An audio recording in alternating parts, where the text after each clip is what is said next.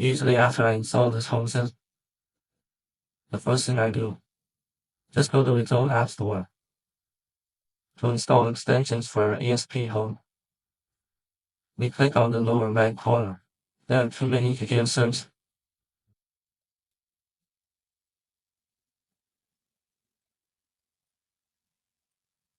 Receive these three.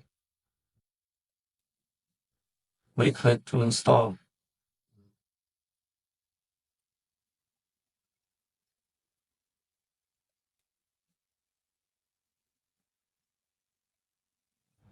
We need to wait for a while.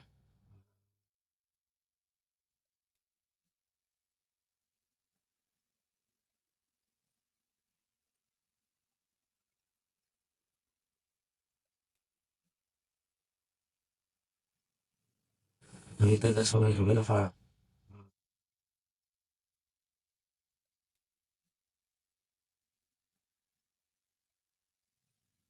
I don't know why it was just installed, but this is not installed.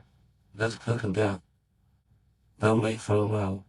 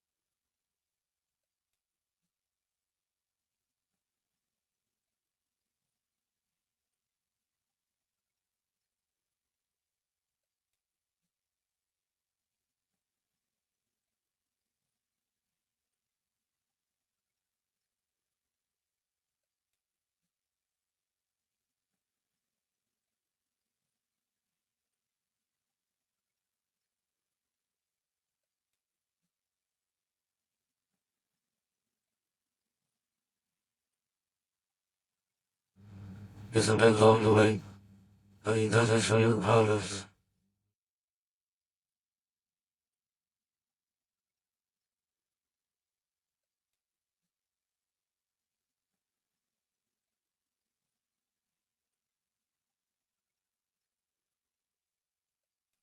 Installation failed.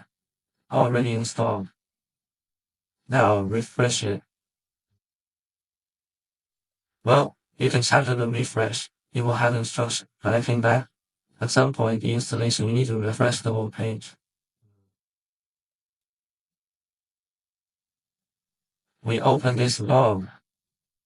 Open this sidebar. Convenient for us to use. We have an ESP hub.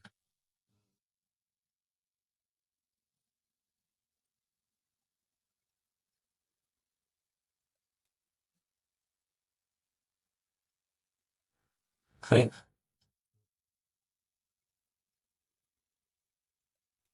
Not ready. Try again. We've ordered this many times so far. That's the success. Then we go to the install stage. Okay, this video is to avoid cutting. Let's stop here. So, let's take a look. First we go after installing HomeKit.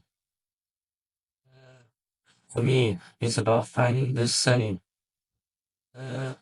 Click Add. After adding in this hassle, find this plugin for esphome.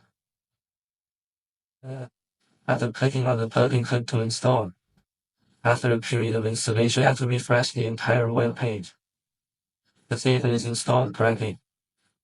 And then we click this log, and this shows the sidebar. But this time it just installed, it hasn't started yet. Let's click on the sidebar. Then click the one in the video to start. Launch until it shows. This site is really successful. Then you can add our temperature and humidity equipment. That's all for today's video.